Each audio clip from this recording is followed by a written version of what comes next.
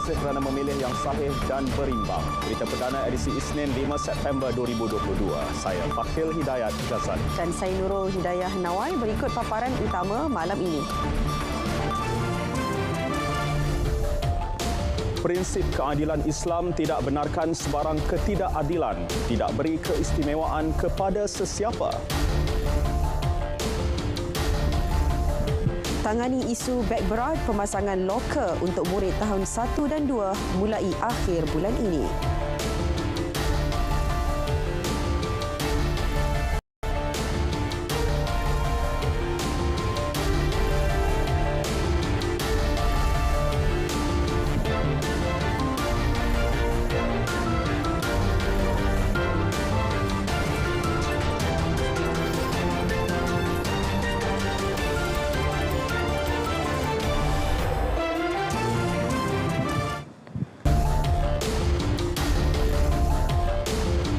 Assalamualaikum, salam keluarga Malaysia.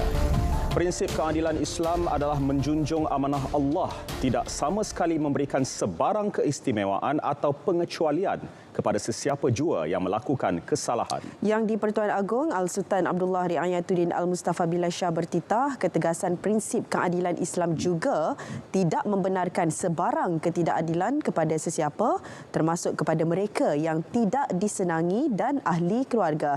Titah baginda, prinsip keadilan yang telus lagi terbuka, berjaya membangunkan masyarakat adil, saksama, makmur dan sejahtera.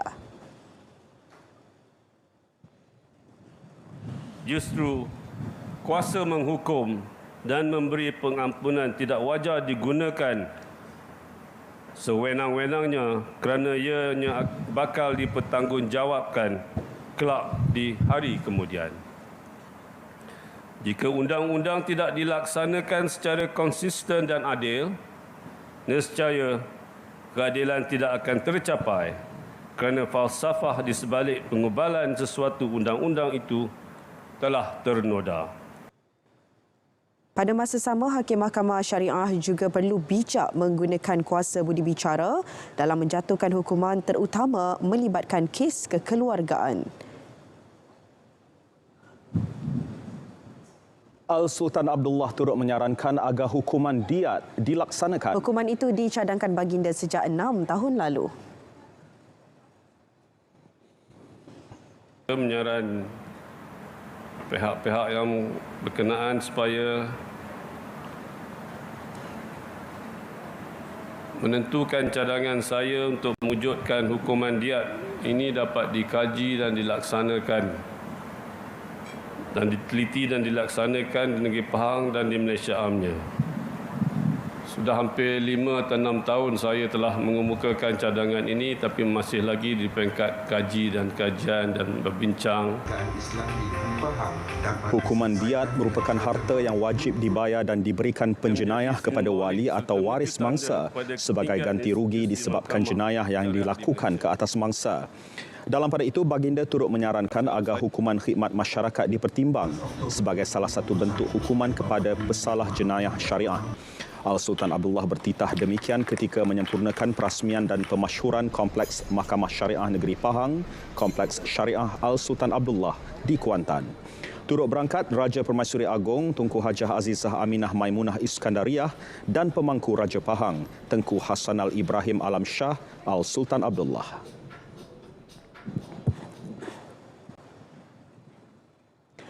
Perdana Menteri Datuk Seri Ismail Sabri Yaakob menerima kunjungan hormat Timbalan Perdana Menteri Singapura Lawrence Wong Shyun Tsai. Pertemuan berlangsung di Pejabat Perdana Menteri Putrajaya.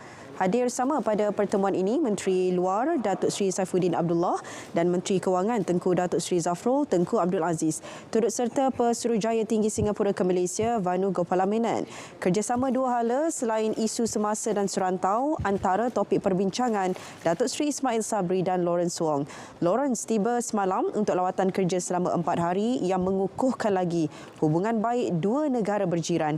Ia merupakan lawatan rasmi pertama beliau ke Malaysia selepas dilantik sebagai Timbalan Perdana Menteri Singapura pada Jun lalu. Beliau dijadual menghadap Yang di-Pertuan Agong esok.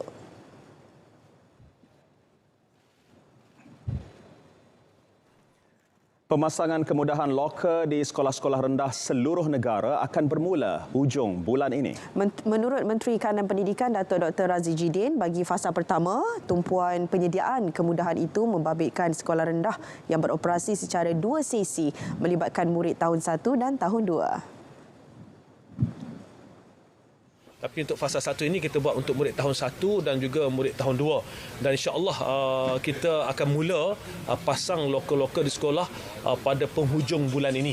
Jadi bulan 10 tu kita akan cuba ikhtiarkan supaya semua perolehan itu telah sampai ke sekolah dan semuanya dipasang. Tapi batch pertama loker akan mula dipasang pada akhir bulan September ini, insya-Allah. Beliau bercakap kepada media selepas menghadiri majlis libat urus Menteri Kanan Pendidikan bersama editor Kanan Media di Putrajaya. Mac lalu, Kementerian Pendidikan mengumumkan penyediaan kemudahan loker di sekolah-sekolah rendah secara berfasa bermula tahun ini sebagai penyelesaian jangka panjang berkaitan isu beg berat yang kritikal dalam kalangan pelajar sekolah rendah. Selain itu, guru turut digalak menggunakan pendekatan pengajaran dan pembelajaran PDP bertema atau modular, pembelajaran berasaskan projek dan simulasi amali bagi mengurangkan kebergantungan terhadap buku teks.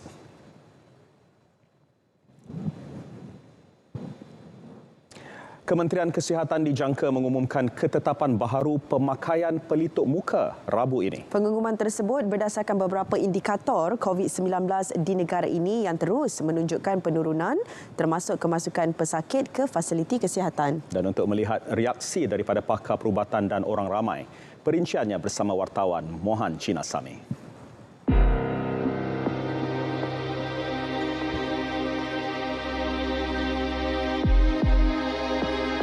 Siapa yang rasa-rasa kalau kawasan yang open ni kita tak payah pakai. Kalau kawasan yang crowded orang ramai pakai lah. Bagi saya kalau kita nak kontrol COVID-19 ni lagi elok kalau di kawasan orang ramai tu kita lebih berhati-hati lah. Jadi maknanya kita lagi bagus untuk kita memakai mask lah. So I think for now you have to wear mask for some time because the travel rules has been expanded. So I think wearing mask is very important. Dia terpulang pada individu lah. Kalau nak rasa selamat, you pakai mask. Especially tempat sesak lah. Kalau tempat awam terbuka macam ni, tak apalah kalau tak pakai kan.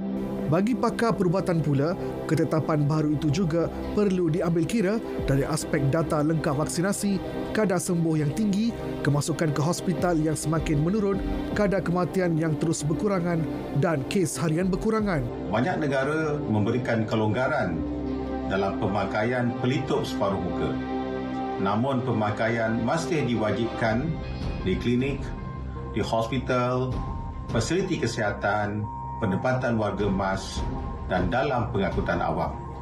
Begitu juga apabila bergejala, khususnya apabila positif COVID-19 dan juga bagi golongan berisiko. Walaupun diberikan kelonggaran, masyarakat masih digalakkan memakai pelitup separuh muka apabila ke tempat sesak, misalnya dalam bangunan dengan pengudaraan yang tidak memuaskan.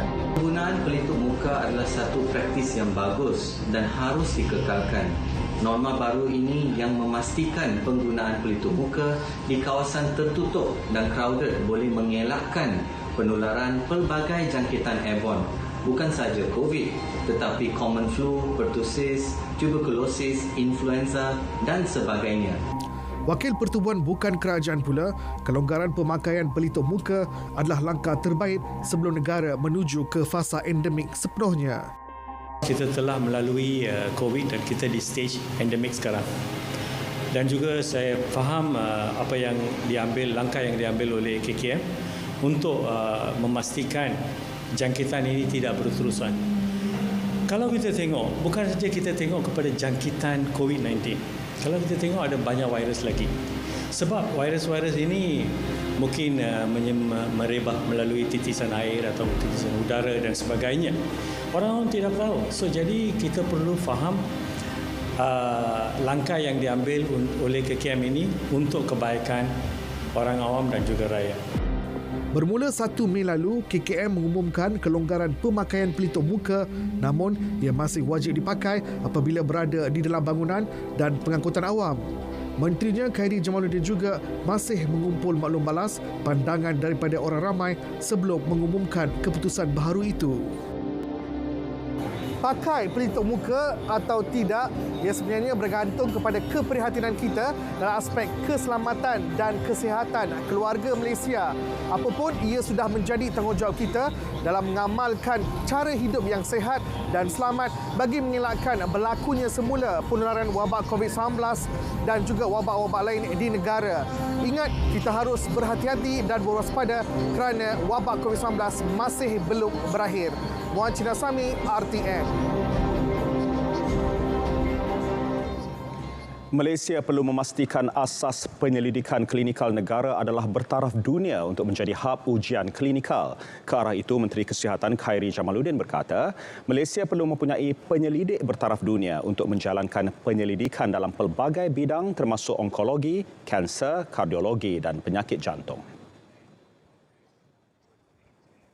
Satu adalah untuk memastikan bahawa asas penyelidikan klinikal itu berada pada tahap bertaraf dunia. You can advertise yourselves as much as you want, but if you don't have the basis for world-class clinical research, there's no point. So that's really your talent, your facilities, your patient enrollment, and your regulatory framework. All these things are the building blocks to a world-class site, world-class hub for clinical trial. Khairi bercakap dalam sidang media selepas menyaksikan majlis menandatangani memorandum persefahaman antara Clinical Research Malaysia, Hospital Umum Sarawak dan Novartis Malaysia di Kuching, Sarawak. Sambutan kepada program visa premium PVIP sangat menggalakkan. Sejak dilancarkan pada 1 September lalu, lebih 20,000 permohonan menerusi ejen diterima walaupun permohonan hanya dibuka secara rasmi pada 1 Oktober. Menteri Dalam Negeri Datuk Seri Hamzah Zainuddin berkata, permohonan menyertai PVIP akan diproses Jabatan Imigresen dan diteliti Jawatan Kuasa Kelulusan untuk pertimbangan sebelum diluluskan. Mungkin kita hanya berikan fasa pertama ni tidak melebihi daripada 25,000. Kerana kalau begitu responnya begitu baik, fasa pertama kita dah bersetuju, Kabinet bersetuju RM200,000 untuk mereka membayar fees yang telah pun ditetapkan. Visa dia sebanyak RM200,000. Kalau ianya baik, mungkin kita pertingkatkan sedikit lagi.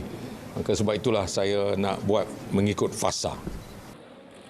Datuk Seri Hamzah ditemui media pada program Menyemai Kasih Rakyat bersama masyarakat Siam di Mata Air Perlis.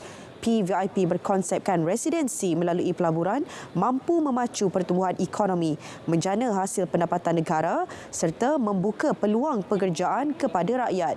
Dengan fee penyertaan sebanyak RM200,000, ia mampu menjana kutipan hasil mencecah RM5 bilion bagi fasa pertama. Dalam perkembangan lain, Datuk Seri Hamzah memaklumkan Perbadanan Aset Keretapi RAC bersetuju untuk membina laluan pejalan kaki berpagar tanpa melintasi kawasan Kompleks Bersepadu Imigresen, Kastam, Kuarantin dan Keselamatan ICQS Padang Besar. Laluan itu bagi menjaga keselamatan dan kebajikan pengguna, sekaligus memastikan tidak berlaku pencerobohan warga asing menerusi stesen keretapi Tanah Melayu Padang Besar.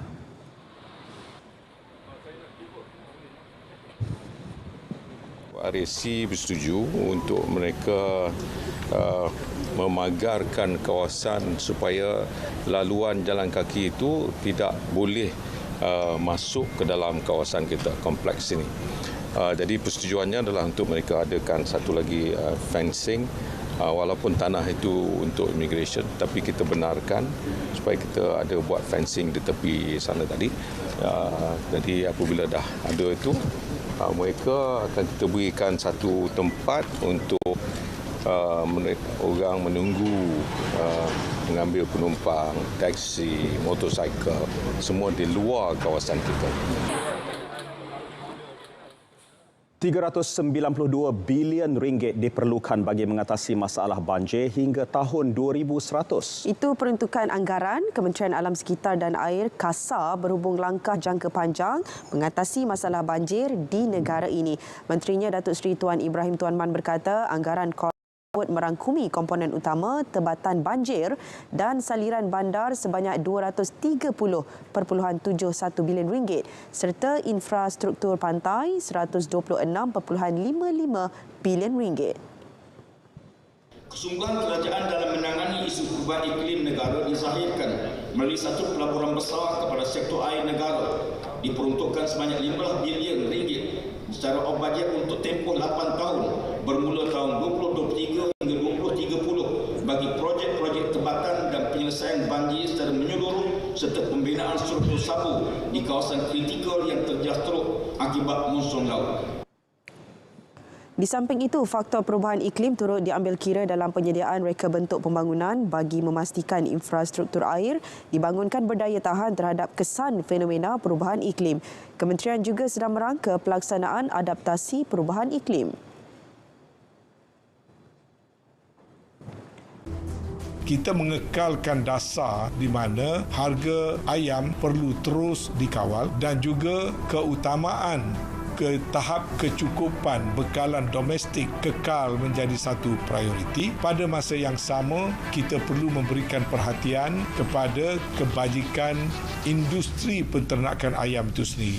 Artinya pengeluar-pengeluar terus aktif mengeluarkan sejumlah ayam yang tertentu di mana keperluan domestik pada masa ini memerlukan pada kira-kira 69 juta ekor ayam pada setiap bulan bagi keperluan domestik.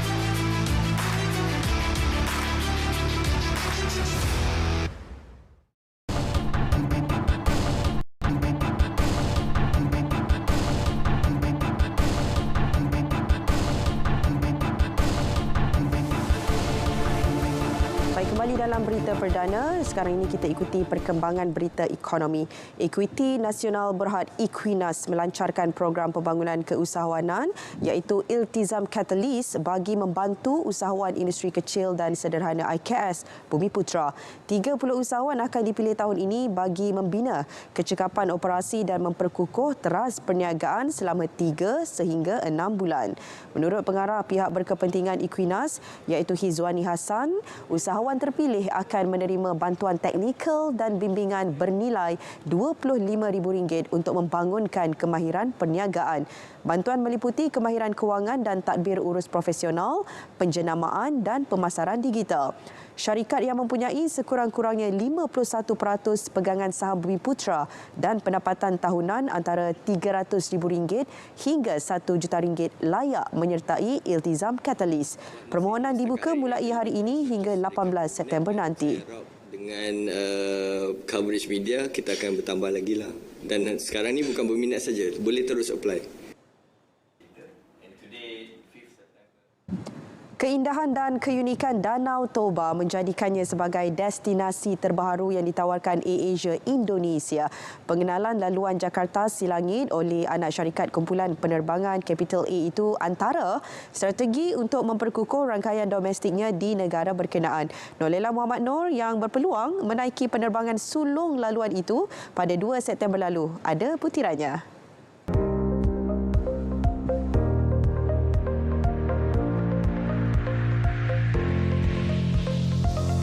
Penerbangan AirAsia QZ724 membawa 135 penumpang berlepas pada 11.50 pagi waktu tempatan dari lapangan terbang antarabangsa Soekarno-Hatta, Jakarta. Perjalanan mengambil masa 2 jam sebelum mendarat di lapangan terbang antarabangsa Silangit, Sumatera Utara. Danau Toba yang terletak 20 minit dari lapangan terbang merupakan tasik semula jadi terbesar Indonesia dan Asia, membolehkannya tersenarai sebagai Geopark UNESCO. Selain dari destinasi pelancongan popular di Indonesia seperti Bali, Jakarta, Bandung dan sebagainya, Danau Toba juga mempunyai daya tarikan tersendiri, antaranya Pantai Lumban Bulbul.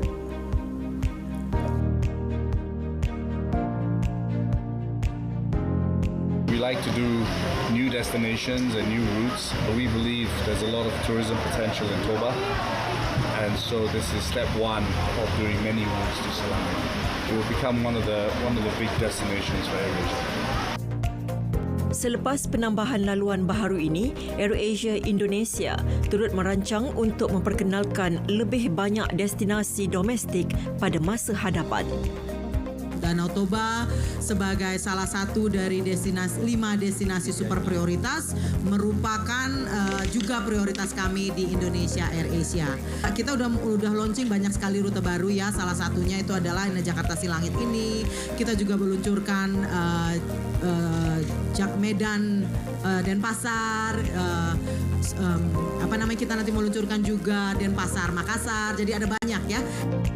Buat permulaan, laluan Jakarta Silangit menawarkan penerbangan 3 kali seminggu menggunakan pesawat Airbus A320 berkapasiti 180 penumpang.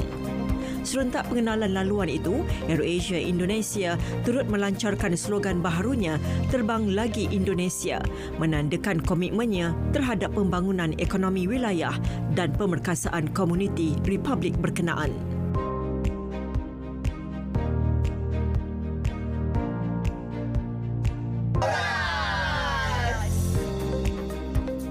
Nurlela Muhammad Nur. Cadangan bersifat kepentingan kumpulan, puak, IMO, kita anggapkan sebagai pandangan peribadi.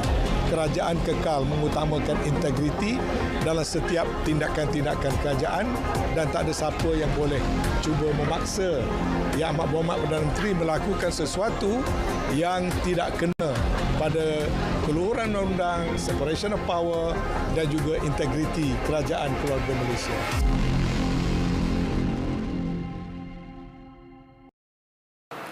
HOB bukan saja membantu mempromosi perumahan untuk segenap lapisan masyarakat, tetapi juga bagi melihat ekosistem sektor perumahan secara holistik.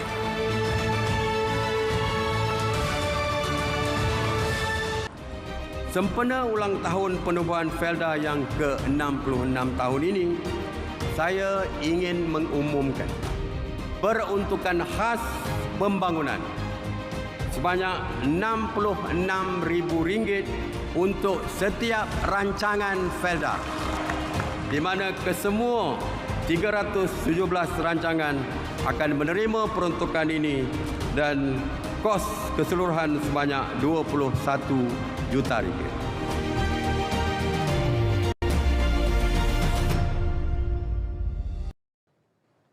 Ya, terima kasih atas kesetiaan anda bersama Berita Perdana.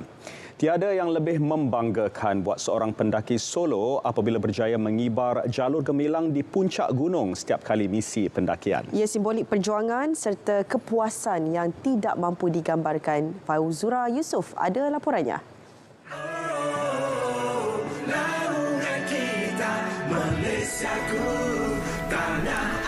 Rasa bangga pasti ada selain terbit aura luar biasa setiap kali jalur gemilang berjaya dibawa menawan puncak gunung dalam misi pendakian.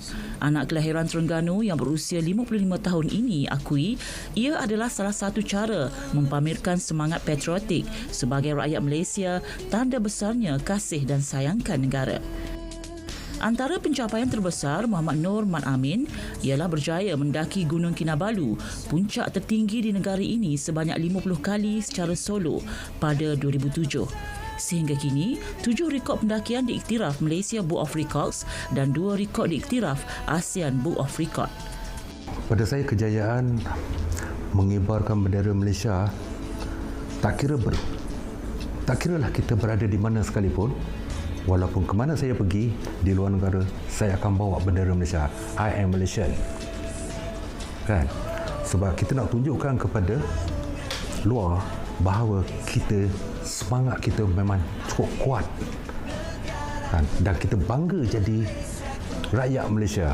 Saya nak terjemahkan bahawa apa yang kita buat tu untuk kemerdekaan, untuk semangat merdeka kita. Kan? Sebab kemerdekaan kita lah kita boleh melakukan semua. Kalau kita tak merdeka, kita tak tahu. So dengan kemerdekaan ini saya harap generasi muda terus mencari idea, semangat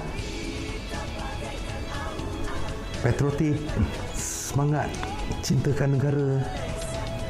Pak Lekok.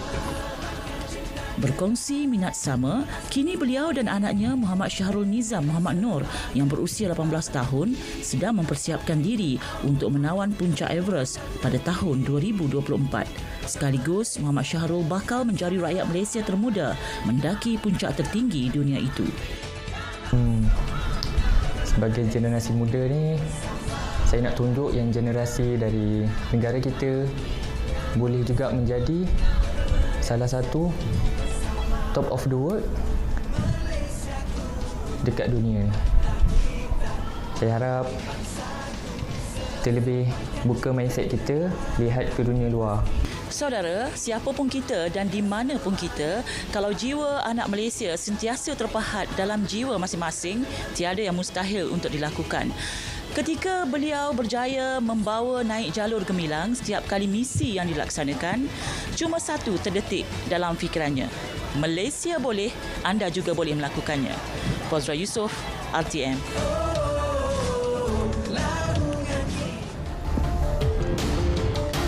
Mengambil semangat Hari Kebangsaan dan menjelang Hari Malaysia, Arena Sukan terus mengharumkan nama negara. Perkembangan lanjut, kita bersama rakan penyampai Syairul Islam. Silakan Syairul. Baik, terima kasih. Pasukan dodgeball kebangsaan cemerlang di Kanada. Arsenal catat kekalahan pertama Liga musim ini.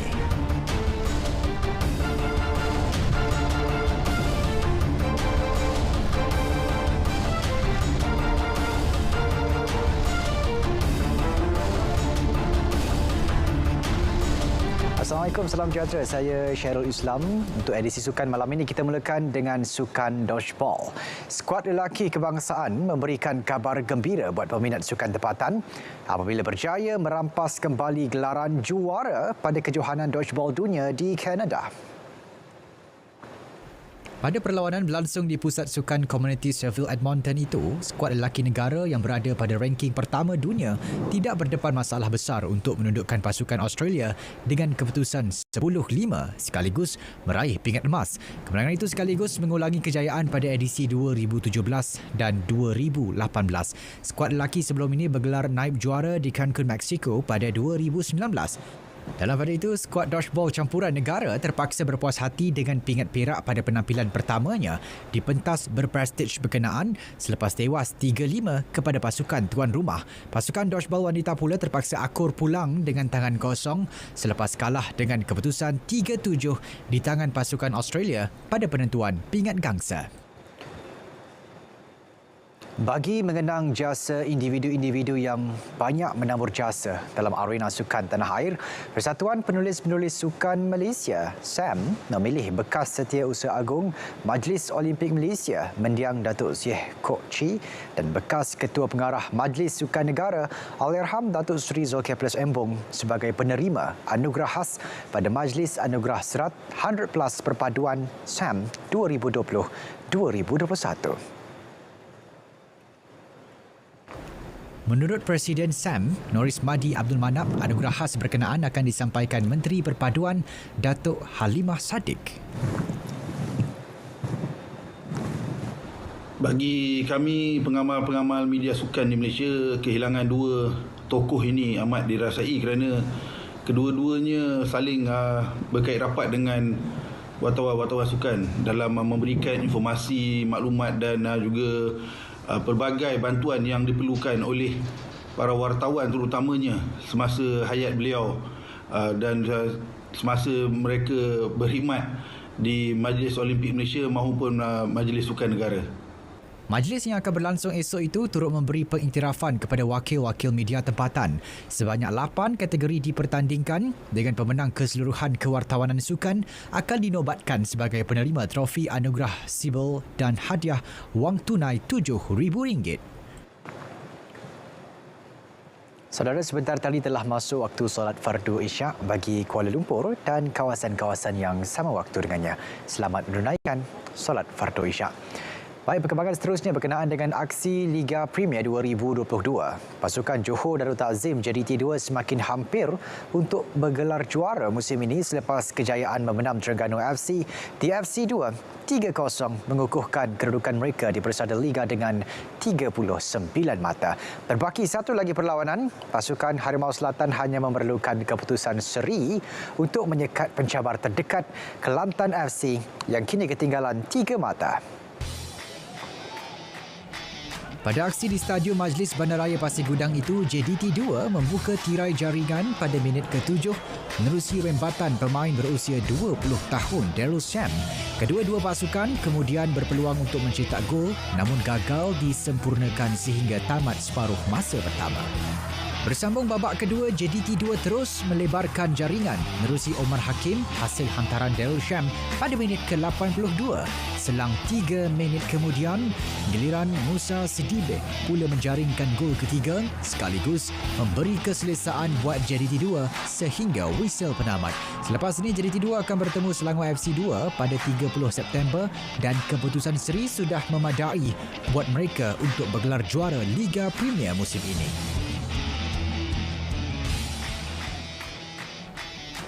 Sementara itu, Kelantan FC tewas mengejut 1-2 kepada Selangor FC 2 di Stadium Sultan Muhammad ke-4 Kota Baru.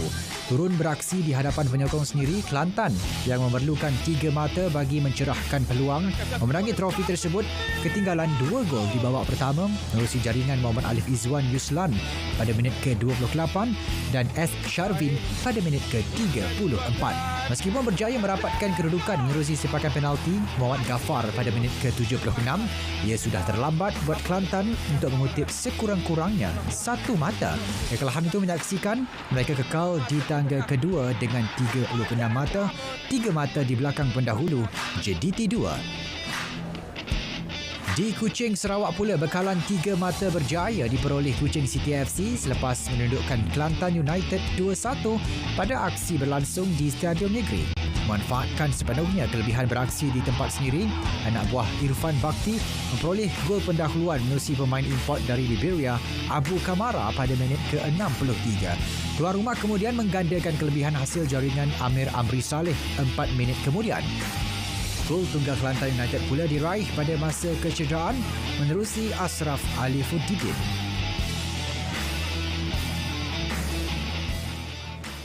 Baik, untuk perkembangan sukan luar negara, kita mulakan dengan perkembangan Liga Perdana Inggeris. Rekod sempurna Arsenal lebur selepas tumpas 1-3 kepada Manchester United yang kini telah melakar 4 kemenangan berturut-turut. Pemain sayap baharu United Anthony mencuri tumpuan apabila tidak perlu menunggu lama untuk mencipta impak. Bekas pemain Ajax yang membuat penampilan sulungnya bersama The Red Devils meledakkan gol pendahuluan buat tuan rumah pada minit ke-35 hasil lorongan Marcus Rashford. Pada babak kedua, Arsenal bangkit dengan menyamakan kedudukan menerusi gol Bukayo Saka yang berjaya mengambil kesempatan terhadap situasi huru-hara di depan pintu gol lawan. Namun kegembiraan itu tidak lama apabila Rashford memastikan kemenangan berharga buat United dengan 2 gol dalam tempoh 9 minit. Kemenangan itu melonjakkan skuad kendalian Erik ten Hag ke tangga ke-5 dengan 12 mata, manakala Arsenal kekal di puncak liga dengan kelebihan 3 mata. Beralih ke sukan permotoran, pelumba Itali Francesco Bagnaia berjaya mengatasi tantangan sengit Enea Bastianini untuk menjuarai perlumbaan MotoGP San Marino di hadapan peminatnya sendiri, Delita Misano Adriatico. Bagnaia yang memulakan perlumbaan di petak kelima buat Ducati berjaya menamatkan saingan dengan kelebihan 0.034 saat ke atas Bastianini yang muncul naib juara buat Gresini Racing. Dia juga menjadi pelumba Ducati pertama memenangi 4 perlumbaan MotoGP berturut-turut selepas muncul juara di Austria, British dan Belanda sebelum ini. Kemenangan itu menyaksikan Bagnaia mengurangkan jarak dengan pendahulu kejuaraan Fabio Quartararo dari Yamaha kepada 30 mata.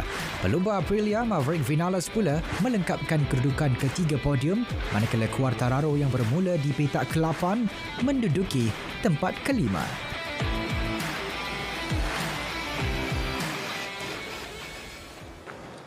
Paparan itu mengakhiri edisi Sukan 5 September 2022.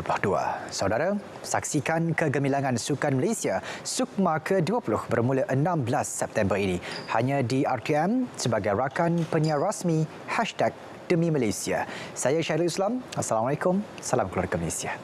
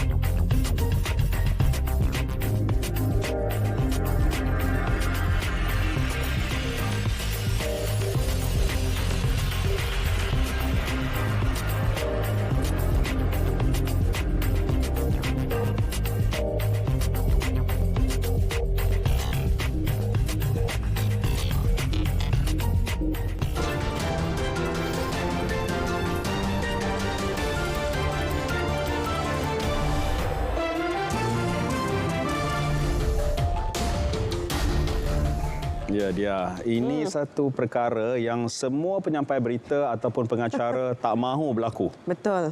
Ini satu mimpi ngeri lah, iaitu tertelan lalat ketika bercakap bersiaran langsung ni. Itulah, betul lah tu Fatil. Kalau berlaku kepada kita, macam manalah agaknya. Tetapi kejadian ini berlaku kepada seorang pembaca berita di Kanada. Ya, kita ikuti paparan hashtag malam ini. Pembaca berita Global News Canada Farah Nasir ketika sedang menyampaikan berita mengenai banjir secara tidak sengaja tertelan lalat. Fokus pembacaan Farah terganggu seketika apabila dia dilihat seperti tercekik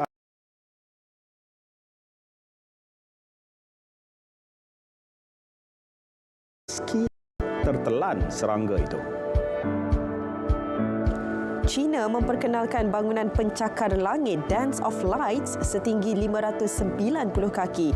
Dikenali sebagai salah satu menara paling berpintal di dunia, bangunan pencakar langit itu direka kononnya mencontohi tarian cahaya utara Aurora Borealis. Keunikan bangunan itu terselah dengan reka bentuk minimalis digabungkan dengan pantulan dan pembiasan dari panel kaca untuk menghasilkan pencahayaan yang menakjubkan.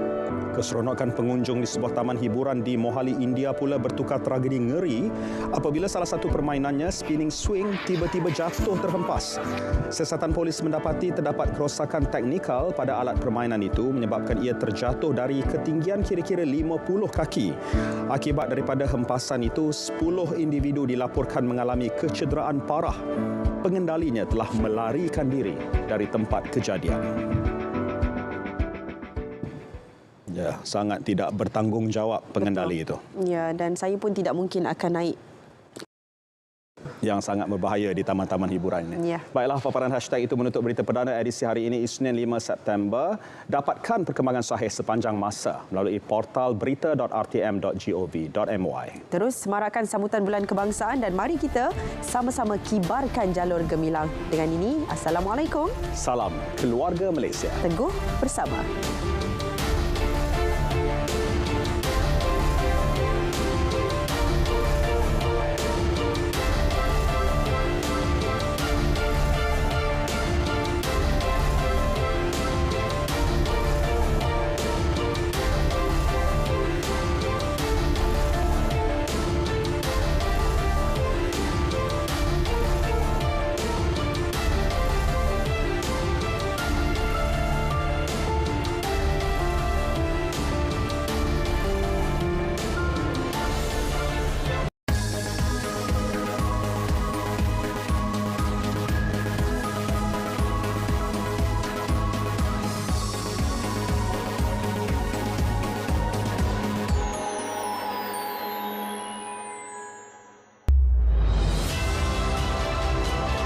Tangkapan oleh pihak polis setiap hari ianya menunjukkan jumlah yang agak besar juga.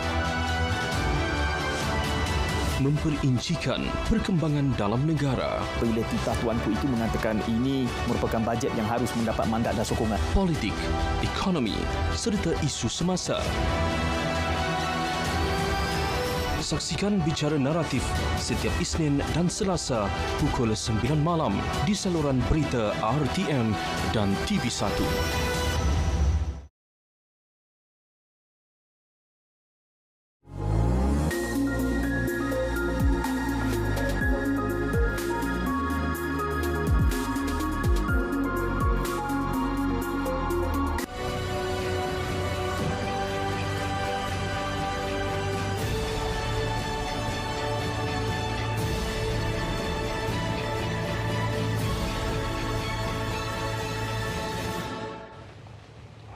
Assalamualaikum, salam hormat, salam keluarga Malaysia. Saya Wan Syahrina. Anda sedang menyaksikan Inklusif di saluran RTM.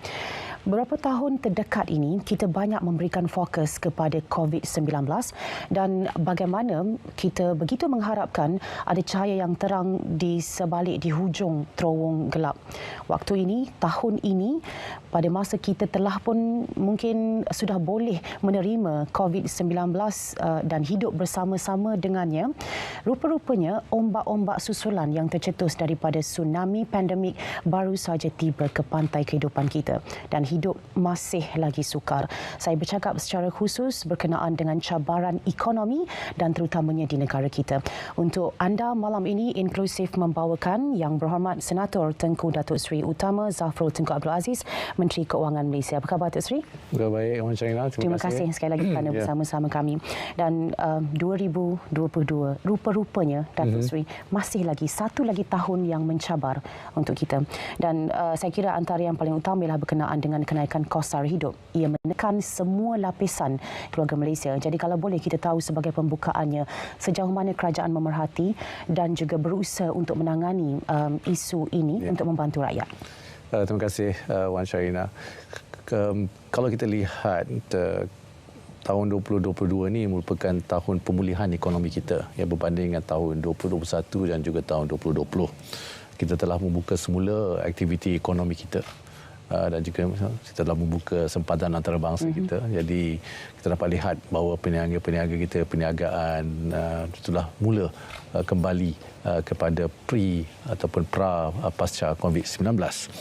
Momentum pemulihan ekonomi ini kita dapat lihat dari pada masa suku pertama pada tahun ini, tahun 2022, KDNK telah bertumbuh sebanyak 5%. Dan kita mensasarkan bahawa tahun 2022 ini KDNK 2, KDNK second quarter, suku kedua pun lebih kukuh lagi sebenarnya daripada KDNK pertama. Jadi unjuran kita masih lagi antara 5.3 dan 6.3% ini unjuran pertumbuhan KDNK pada tahun ini. Jadi insya-Allah pemulihan ekonomi ini jelas bukan saja dari segi KDNK tetapi malah dari segi pekerjaan juga. Kadar pengangguran kita pada bulan Mei 2020 adalah pada tahap 5.3% dan sekarang ini adalah 3.9%. Sasaran kita sebenarnya 4%. Jadi kalau kita lihat di sini, memang ekonomi kita menunjukkan tanda-tanda pemulihan. Tetapi seperti yang Wan sebut tadi, ekonomi global semakin mencabar. Ya. Konflik Ukraine dan Rusia mengakibatkan kenaikan harga-harga bahan mentah, especially terutamanya minyak dan sebagainya, ya, arang batu. Dan juga kita dapat lihat apa yang berlaku di China, ya, di mana polisi di negara China mengenai COVID ni dia zero tolerance kepada COVID, dan ini sedikit sebanyak telah mengganggu rantaian bekalan, dan negara China adalah penting kepada trade kita, ya, ia adalah negara terbesar trade dengan Malaysia, ya. Dan juga kalau kita lihat dari inflasi tadi, Wan ada menyebutkan mengenai inflasi pada tahun ini untuk Malaysia juga dijangka kadar inflasi adalah antara 2.2 hingga 3.2%, ya. Dan kita telah melihat pada tempoh 6 bulan pertama tahun 2022 kadar inflasi lebih kurang 2.5%. Ini maknanya kita selaraslah dengan unjuran rasmi, dan kadar inflasi di Malaysia berbanding dengan negara-negara lain jauh terkawal, ya. Kalau kita lihat di negara-negara maju seperti Amerika Syarikat dan Eropah telah lebih kurang 9% ya sekarang. Dan juga negara-negara jiran kita ya, Filipina, Singapura dan Thailand juga telah mencecah 6%. Oleh sebab itu kita salah satu sebab mengapa Malaysia dapat mengawal kadar inflasi yang tidak begitu tinggi berbanding dengan negara lain ialah kerana subsidi kita. Kerajaan telah membuat keputusan untuk menaikkan kadar subsidi supaya dapat membantu rakyat kita. Sebagai contoh, kalau kita lihat minyak kita, RON 95, minyak yang kita isi dalam kereta kita ni, ya, harganya masih RM2.05 sen, ya. Dan bulan lepas ke bulan bila-bila pun memang masih lagi RM2.05 sen kerana kita ada ceiling RM2.05 sen.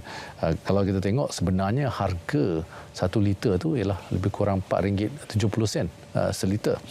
Ini bermakna setiap liter yang kita isi dalam kereta kita atau motosikal kita, kerajaan tampung sebanyak RM2.65 sen, ya. Lebih dari separuh. Lebih dari separuh, betul.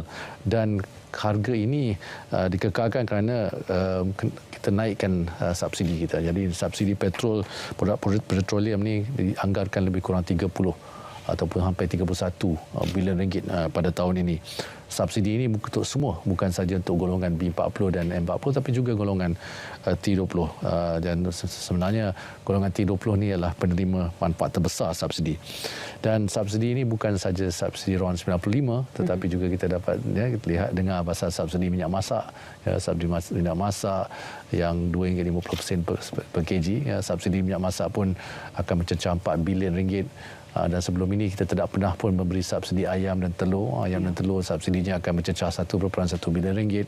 Sebelum ini pun kerajaan tidak pernah memberi subsidi elektrik. Subsidi elektrik pun akan mencecah RM5.8 bilion. Jadi subsidi-subsidi ini akan mencecah RM77.7 bilion. Tetapi saya rasa mungkin dengan kadar cara kita nak membantu rakyat mungkin akan sampai RM80 bilion pada tahun ini. Ini subsidi yang besar inilah yang telah dapat membantu kita mengelakkan kadar inflasi yang terlalu tinggi untuk negara kita. Tapi dalam masa yang sama juga kita cuba untuk memahami bahawa peningkatan subsidi yang tinggi akan memberikan kesan kepada hutang negara. Jadi bagaimana dengan situasi ini dan adakah kita sebenarnya dalam keadaan yang masih mampu untuk terus berhutang? Ya. Benar, memang subsidi ini akan mengurangkan ruangan fiskal negara kita, ya. Sehingga akhir Jun 2020, kalau tadi Wan ada menyebut kadar hutang kita di peringkat persekutuan ialah lebih kurang 1.045 trilion ringgit, ya. Itu besar dari segi jumlahnya. Tetapi kalau kita lihat daripada segi KDNK lebih kurang 63.8% kepada KDNK. Dan ini masih lagi di bawah had statutory kita iaitu 65% kepada KDNK. Dan kita lihat pada sejak krisis ini kerajaan kita telah memberi keutamaan, ya, kepada kita fokus balik kepada pemulihan ekonomi. Landasan pertumbuhan kita mesti teruskan. Kita mengumumkan bajet yang mengembang. Kita juga mengumumkan macam-macam inisiatif dan bantuan, pakej rangsangan untuk membantu pemulihan ekonomi. Even kalau kita lihat program vaksinasi, perbelanjaan telah dibuat. Jadi kita tidak mahu dari segi pembantuan itu dikurangkan pada masa rakyat memerlukan. Namun begitu, seperti saya sebut tadi, subsidi itu dah mencecah 80 bilion ringgit. Kalau kita lihat dari put into konteks, ya, perbelanjaan pembangunan pada tahun ini, peruntukan yang diberi ialah 76 bilion ringgit. Jadi perbelanjaan subsidi lebih daripada peruntukan perbelanjaan pembangunan ini. Perbelanjaan pembangunan ini nak membina sekolah, jalan raya, hospital dan sebagainya. Sebab itu amatlah penting untuk kerajaan dalam jangka masa panjang, ya, merangka mekanisme subsidi yang lebih bersasar supaya kita memberi manfaat kepada mereka yang betul-betul memerlukan. Ini jangka masa panjang. Perkhidmatan tersebut yang kita boleh gunakan ialah kita boleh gunakan untuk mereka yang betul-betul memerlukan dan juga untuk perbelanjaan pembangunan yang memang negara memerlukan. Contohnya dalam pendidikan, sektor kesihatan dan juga pengangkutan awam. Okey. Baru-baru ini antara perkara yang disebut rakyat juga lah berkenaan dengan peningkatan OPR oleh Bank Negara ke 2.25%. Jadi untuk kita memahami yang ini pula Datuk Seri, bagaimana sebenarnya kenaikan OPR ini membantu dalam mengurangkan tekanan inflasi kepada negara? Ya. Sekali lagi saya ingin kita nak buat perbandingan dulu sebelum saya menjawab soalan itu. Mari kita bandingkan dengan negara maju seperti Amerika Syarikat. Amerika Syarikat pun sebenarnya dah menaikkan kadar faedahnya secara mendadak lebih kurang 225 mata asas ataupun 2.25% lah. Dan pada tahun ini kerana nak menangani kadar inflasi yang begitu tinggi di sana, 9% di Amerika Syarikat. Kadar faedah ni sebenarnya memang boleh digunakan sebagai salah satu tool atau salah satu senjata yang boleh membendung inflasi. Tetapi langkah kadar faedah yang secara mendadak ni selalunya akan membebankan peminjam dan akan mengakibatkan ekonomi pun lebih perlahan. Ya, itulah. Tetapi Amerika Syarikat tidak ada pilihan. Bagi Malaysia, sebarang langkah sebelum itu saya nak menerangkan, bagi Malaysia sebarang langkah menaikkan OPR ni adalah dasar monetary. Ya, dasar monetary ini adalah dasar yang ditentukan oleh Bank Negara Malaysia. Ya, dan dia adalah Monetary Policy Committee ni adalah bebas daripada kerajaan dan dia mengikut undang-undang sedia ada. Jadi kita di kerajaan tidak boleh menyelaras keputusan kenaikan OPR kerana bercanggah dengan undang-undang, ya. Dan selain itu akan mengganggu menjejaskan integriti pasaran. Jadi di MPC ataupun Monetary Policy Committee atau dalam bahasa Malaysianya Jawatan Kuasa Dasar Monetary ni, dia akan merumuskan dasar monetary untuk mengekalkan kestabilan harga contohnya, dan juga memastikan pertumbuhan ekonomi kita kekal dan kekal manfaat lah, ya, long term sustainability. Apabila ekonomi kita sebelum pasca COVID-19 tu, kadar OPR sebenarnya telah lebih 3%. Pada satu masa dia mencecah 3.25%.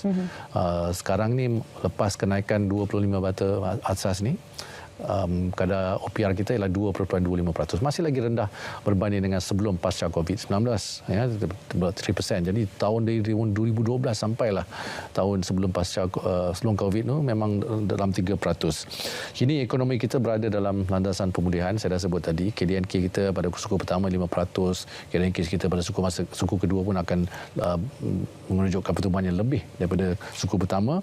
Jadi kita dapat lihat aktiviti perbelanjaan isi rumah pun, pembelian aset, aktiviti pelaburan dah kembali pulih.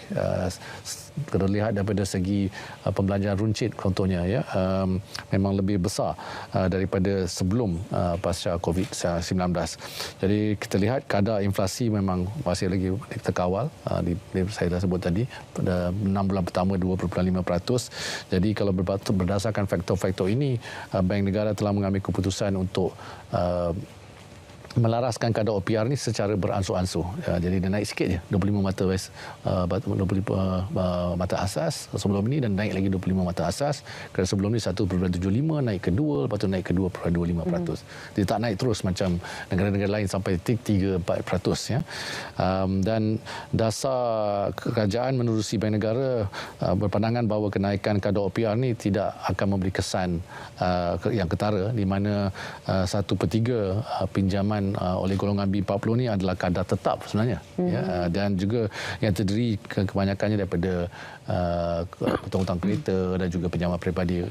Dia punya rate tu fixed rate lah, ya. Dia tidak akan begitu terkesan.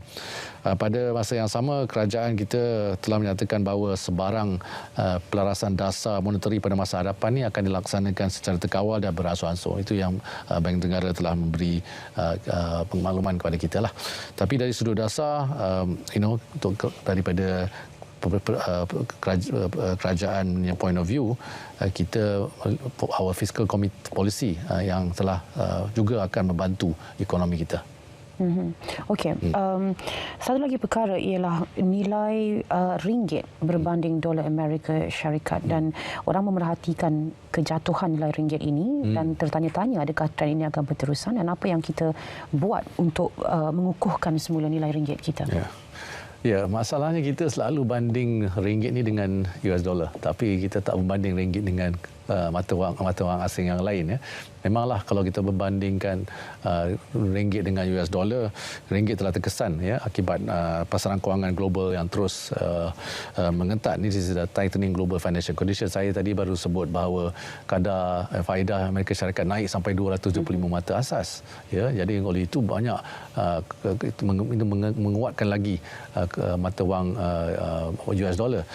Dan pelabur juga perlu berhati-hati dari segi apa yang berlaku di Rusia dan Ukraine, risiko di sana dan juga pertumbuhan global. Jadi namun situasi ini kalau kita lihat bukan saja menjejaskan mata wang kita tetapi juga mata wang asing yang lain. Kalau kita lihat daripada saya ada data sini 3 Ogos yang itu, yen telah jatuh 14%, pound sterling jatuh 10%, euro jatuh 10%, won Korea jatuh 9%, peso Filipina pun jatuh, Thai baht pun jatuh, dolar New Zealand pun jatuh. Jadi kita sebagai negara yang kecil, ekonomi yang terbuka memang juga akan terkesan.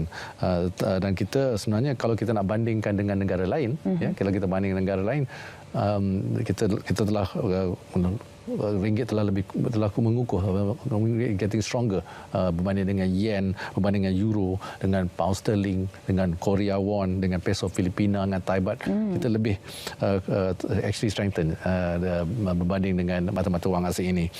Buat masa ini sebenarnya apa yang lebih penting ialah kekuatan asas ekonomi kita, our economic fundamentals, yang boleh menyokong kestabilan ringgit daripada kejutan. Dan seperti saya sebut tadi, ekonomi kita dalam landasan pemulihan yang betul, masih lagi di dalam anjuran kita masih lagi antara 5.36 hingga 60.3%, yang mana disokong juga oleh unjuran daripada IMF dan juga World Bank. Jadi kita juga kena lihat pada masa jangka sederhana dan panjang, kerajaan juga akan mengutamakan pembaruan struktur, structure reforms dari segi fiskal, dari segi ekonomi supaya kita dapat momentum pertumbuhan ini dapat sustainable lah, dapat diteruskan. Baik, secara konklusinya, kita mungkin tidak mengetahui apa yang akan berlaku pada masa hadapan dan kita tidak boleh mengharap atau menjanjikan bulan dan bintang, tapi sekurang-kurangnya untuk waktu sekarang ini kita berada pada kedudukan yang betul dalam proses pemulihan kita. Mungkin sedikit nasihat Datuk Seri kepada para penonton kita untuk mereka merasakan sedikit keredaan dan kelegaan untuk masa-masa yang akan datang selepas ini. Kita alhamdulillah Malaysia setakat ini menunjukkan pertumbuhan ekonomi yang kukuh, dan kita berada dalam landasan yang betul. Kadar inflasi pun rendah, kadar faedah pun masih lagi rendah, tetapi kita mestilah berhati-hati kerana keadaan ekonomi global semakin meruncing, semakin menurun. Jadi kita di Malaysia kita perlu bersedia untuk kalau terpaksa membuat polisi-polisi yang lebih fokus kepada pemulihan ekonomi kita. Dan peranan rakyat saya kira perlu bersama-sama dengan kerajaan untuk menjayakan. Betul. Kalau kita lihat sebenarnya kadar pengangguran pun dah turun, alhamdulillah. Kadar perbelanjaan pun sebenarnya dah naik. Kita dapat lihat kalau kita pergi ke kedai-kedai makan, bisnes dah back to normal. Trade kita pun dah mencecah 2 trilion ringgit, kita punya perdagangan. Jadi ini semakin banyak memberi confident kepada pelabur-pelabur juga untuk masuk ke dalam negara kita.